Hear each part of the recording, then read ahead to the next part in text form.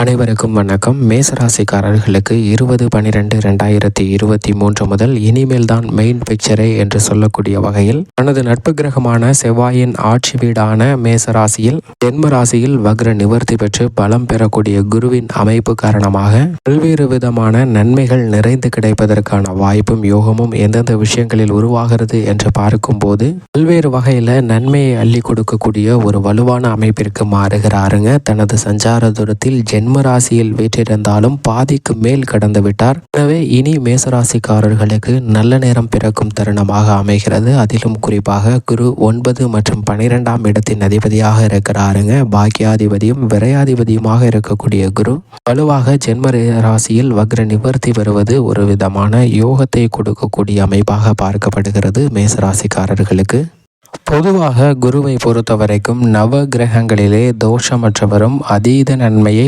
நேர்வழியில் கொடுக்கக்கூடிய சக்தி வாய்ந்த மிக அற்புதமான கிரகமாக பார்க்கப்படுகிறார். நவ கிரகங்களிலே குருவின் பார்வையில் சுக்கிரனும் புதனும் பகை கிரகமாக இருந்தாலும் மற்ற கிரகநிலைகளின் பார்வையில் குரு பகை கிரகமாக பார்க்கப்பட மாட்டார். சம கிரகமாகவோ அல்லது நட்பு கிரகமாகவோ இருக்கிறார். எனவேதான் நவ கிரகங்களில் மிக அதீத வலிமை வாய்ந்தவராக குரு கருதப்படுகிறாருங்க. ஒவ்வொரு ராசியிலும் ஒரு வருட காலம் சுமார் சஞ்சரிப்பார். அதில் சூரியன் 5லிருந்து 9ஆம் இடம் வரை அவர் வக்ரகதியில் சஞ்சரிப்பாருங்க. அப்படி வக்ரகதியில் சஞ்சரித்து கூடிய குரு பகவானின் அமைப்பு பெரிய அளவிற்கு நன்மை தர இயலாத ஒரு அமைப்பாக பார்க்கப்படுகிறது. ஏனென்றால் அவர் வக்ரகதியில் சஞ்சரிக்கும் போது அவரது சுப பார்வையில் கோண மாறுதல் ஏற்படுகின்றன. எனவே சுப பார்வையின் காரணமாகவும் பெரிய அளவிற்கு நன்மை கிட்ட இயலாத ஒரு அமைப்பாக பார்க்கப்படுகிறது. அப்படிப்பட்ட முழு சக்தி வாய்ந்த குரு பகவான் தற்போது டிசம்பர் 20ஆம் தேதியிலிருந்து வக்ர நிவர்த்தி பெற்று வலுவாக நேர்கதியில் அமர போகிறாருங்க. இன்னும் 5 மாதங்கள் மேசராசியில் வலுவாக சஞ்சரிக்க போகிறார். அதற்கு பிறகு ரிஷபராசிக்கு மாற இருக்கிறாருங்க. இனி வரக்கூடிய 5 மாதங்கள்ல நேர்கதியில் மேசராசியில் வலுவாக அமர்ந்து சஞ்சரிக்கக்கூடிய குருவின் அமைப்பு காரணமாக எப்பேற்பட்ட மாறுதல்கள் ஏற்பட இருக்கிறது என்று பார்க்கும்போது குருவின் நட்பு வீடாக செவ்வாய் பார்க்கப்படுகிறாருங்க. எனவே நட்பு கிரகமான செவ்வாயின் ஆட்சி வீடான மேசராசியில் குரு சஞ்சரிக்கும் போது அதிவிரைவாக அனைத்து விதமான நன்மைகளையும் துல்லியமாக அள்ளி கொடுப்பாருங்க.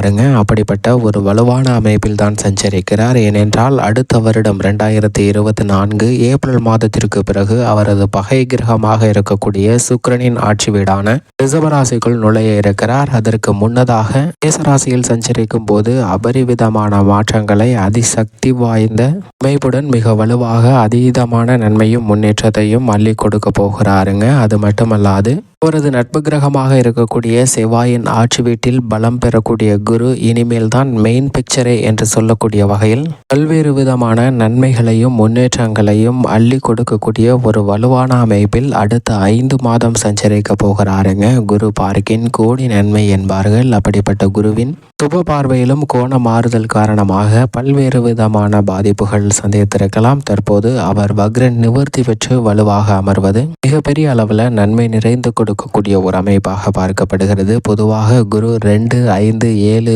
9 மற்றும் 11 ஆகிய இடங்களில் சஞ்சரிக்கும் போது அபரிவிதமான வளர்ச்சியும் முன்னேற்றத்தையும் அள்ளி கொடுப்பாருங்க.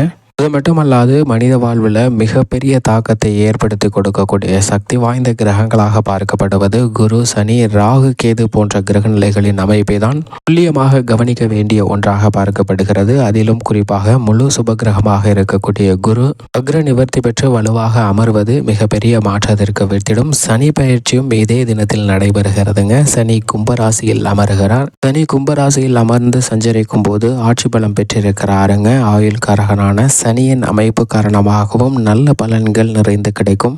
அது மட்டுமல்லாது குருவிற்கு ஆட்சி வீடாக தனுசு ராசியும் மீன ராசியும் பார்க்கப்படுகிறது. உச்ச வீடாக கடகராசி பார்க்கப்படுகிறது. இந்த தருணத்தில் மிக வலுவாக சஞ்சரிக்கக்கூடிய குரு மேசராசியில் அமர்ந்து தன்னுடைய சுப பார்வையை சிம்மம், துலாம் மற்றும் தனுசு ஆகிய ராசிகளின் மீது செலுத்துகிறாருங்க. குரு பகவானுடைய பாதிப்பில் ஏற்பட்ட பல சிரமமான பார்வையில் இருந்த பாதிப்புகளும் இப்போ விலகுகிறது. நீங்கள் எதிர்பார்க்கக்கூடிய நல்ல முன்னேற்றம் நிறைந்து பெறுவதற்கான வாய்ப்பும் யோகமும் கிடைக்கக்கூடிய ஒரு இனிமையான தருணமாக பார்க்கப்படுகிறது. எனவேதான் இந்த தருணத்தில் குரு பார்க்கின் கோடி நன்மை என்பார்கள். அப்படிப்பட்ட குரு பகவானின் சுப பார்வை பல்வேறு இதங்களை வெளிப்படுத்துவதால் எதிர்பாராத திட்டமிடாத பல நன்மைகள் அபரிவிதமாக கிடைக்கக்கூடிய ஒரு இனிமையான தருணமாக பார்க்கப்படுகிறது. அது மட்டுமல்லாது நவ கிரகங்களிலேயே மற்ற கிரகநிலைகளின் அமைப்பு வலுவாக இருந்தாலும் இல்லை என்றாலும் குரு வலுவாக இருக்கும் போது மற்ற கிரகநிலைகளின் பாதிப்பு ஏற்படாத ஒரு சக்தி வாய்ந்த கிரகமாக பார்க்கப்படுகிறார். எனவேதான் குரு வக்ர நிவர்த்தி மிக உன்னிப்பாகவும் கவனிப்பாகவும் பார்க்க வேண்டிய ஒன்றாக பார்க்கப்படுகிறது. அது மட்டுமல்லாது குரு தன்னுடைய முழுமையான பலத்தை வெளிப்படுத்த போகிறாருங்க.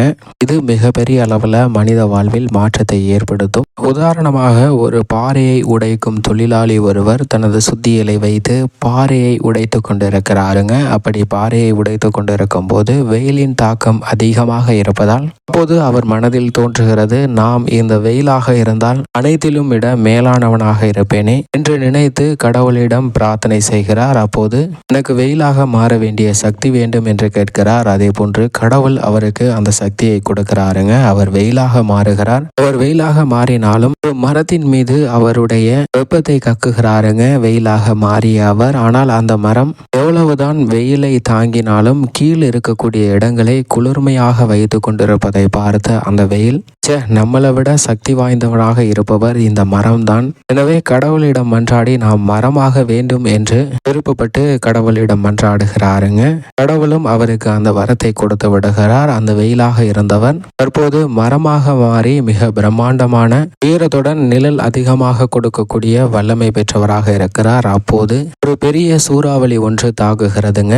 புயல் சீற்றமும் அதீத காற்றும் மிக பெரிய அளவுல அந்த மரத்தின் மீது மோத மரம் மிக அதிக சேதத்தை சந்தித்து விடுகிறது. இதை பார்த்த அந்த மரமாக இருந்த அந்த நபர் யோசிக்கிறார், நம்மளை விட இந்த காற்று வலிமையானதாக இருக்கிறது. எனவே இந்த காற்றாக நாம் மாறிவிட வேண்டும் என்று நினைத்து கடவுளிடம் பிரார்த்தனை செய்கிறார். கடவுள் உடனடியாக அவரை காற்றாக மாறுவதற்கான ஆற்றலை கொடுக்கிறாருங்க. அப்படி காற்றாக மாறிய அந்த நபர் உலகம் முழுவதும் சுத்த வேண்டும், எல்லா இடத்திலும் தன்னுடைய ஆதிக்கத்தை செலுத்த வேண்டும் என்று நினைத்து எல்லா இடங்களிலும் புகுந்து செல்கிறார். மகிழ்ச்சியாக அந்த காற்று செல்கிறது. ஆனால் அந்த காற்று ஒரு மிக பெரிய மலையின் மீது மோதி அந்த மலைக்குள் பூந்து கடக்க முடியாமல் மலைக்கு மேலோ அல்லது பக்கவாட்டிலோ செல்கிறது. இதை பார்த்த காற்று, நம்மளை விட சக்தி வாய்ந்தவனாக இந்த மலை இருக்கிறான், பாறைகள் இருக்கிறது என்று எண்ணி கடவுளிடம் பிரார்த்தனை செய்து என்னை மலையாக பாறையாக மாற்ற வேண்டும் என்று வேண்டுகிறார். அதையும் அப்படியே நடந்து விடுகிறது என்று கடவுள் வரம் கொடுக்க தற்போது மிக பெரிய பிரம்மாண்டமான மலையாக இருக்கிறான். அப்படி பிரம்மாண்டமான மலையாக இருக்கக்கூடிய இந்த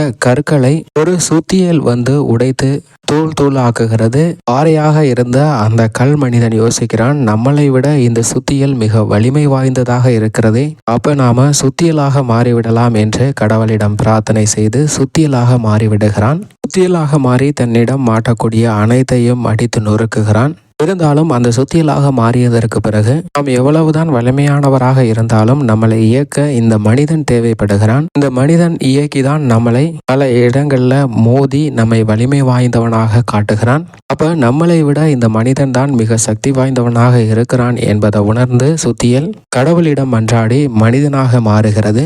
தற்போதுதான் அவன் உணர்கிறான், அனைத்தையும் விட நாம் தான் வலிமை வாய்ந்தவர்கள், நம்மளுடைய எண்ணம் தான் வலிமை வாய்ந்தது.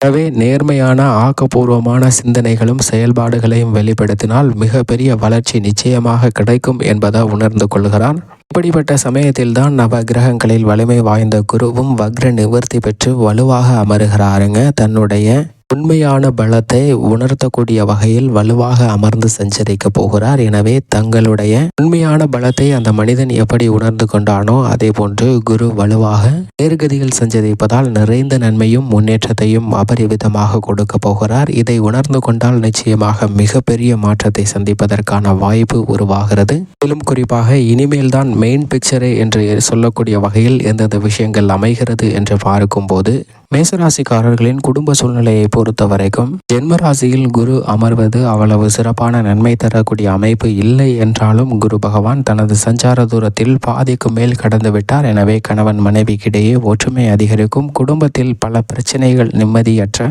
சூழ்நிலை ஏற்படுத்திய நிலையில் நிச்சயமாக மாறுதல் ஏற்படுகிறது. திருமணம் உள்ளிட்ட பல்வேறு விதமான சுப நிகழ்வுகளை இனிமையாக நடத்த முடியும். உத்தியோக ரீதியாக ஜீவனக்காரராக இருக்கக்கூடிய சனி வலுவாக அமர்ந்திருக்கிறார். எனவே குருவும் வக்ர நிவர்த்தி பெறுவது ரெட்டிப்பு நன்மை தரக்கூடிய ஒரு அதிர்ஷ்டம் நிறைந்த அமைப்பாக பார்க்கப்படுகிறது. புதிய முயற்சிகள் மனதிற்கு வெற்றி தரும். புதிய வேலை வாய்ப்பு, நிரந்தர வேலை வாய்ப்பு உள்ளிட்ட பல நன்மைகள் நிறைந்து கிடைப்பதற்கான வாய்ப்பு உருவாகிறது. அது மட்டுமல்லாது குரு பார்க்கின் கோடி நன்மை என்பார்கள். அப்படிப்பட்ட குருவின் சுப பார்வை 5, 7, 9 ஆகிய இடங்களில் மிக வலுவாக கிடைக்கிறதுங்க. அப்படி கிடைப்பதன் காரணமாக இந்த தருணத்தில் திட்டமிட்ட காரியங்களை மிக சிறப்பாகவும் செமையாகவும் செய்து முடிப்பதற்கான வாய்ப்பும் யோகமும் உருவாகிறது. பூர்வ புண்ணியஸ்தானம் வலுப்பெறுவதால் பூர்வீக சொத்துகள் ரீதியான பிரச்சனைகள், நீதிமன்ற வழக்குகள் உள்ளிட்ட பிரச்சனைகள் சாதகமாக அமையும்.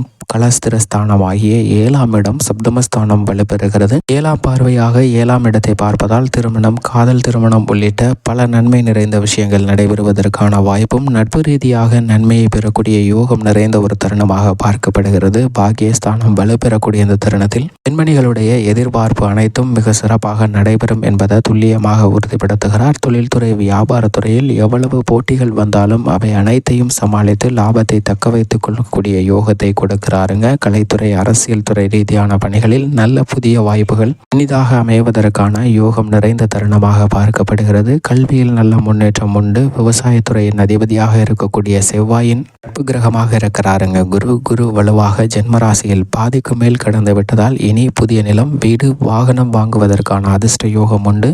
மேலும் இந்த தருணத்தை மேசராசிக்காரர்கள் மிக சிறந்த மகிழ்ச்சிகரமான தருணமாக மாற்றிக்கொள்ள நிச்சயமாக வாரத்தில் வியாழக்கிழமை விரதமிருந்து அருகாமையில் உள்ள குரு பகவான் அல்லது நவகிரக சன்னதி சென்று தீபமேற்றி வழிபாடு செய்யுங்கள். நிறைந்த நன்மையும் முன்னேற்றமும் உங்களுடைய வாழ்வில் இனிதாக கிடைக்கும்.